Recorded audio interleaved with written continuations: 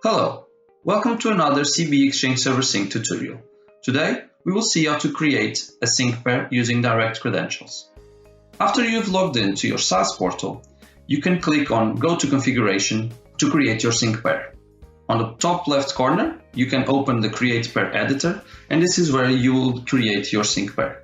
Let's use direct credentials. You enter your username and email address and the respective password. Let's test the connection to make sure that the service can access your account. Connection secured.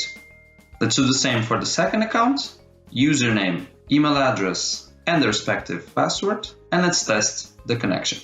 With both connections secured, we will move on to the synchronization settings of the pair.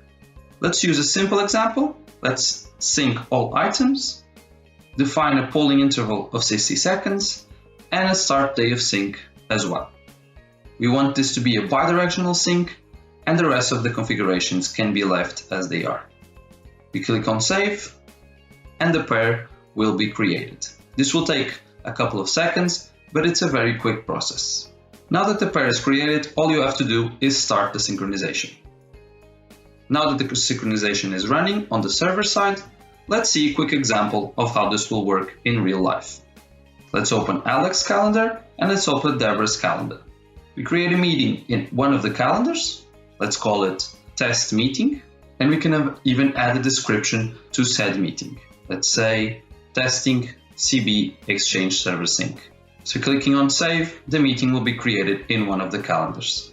Depending on the polling interval you define, it will take some time to sync to the other calendar, but again, it's a very quick process. And after some seconds, here is the meeting synchronized to the other calendar.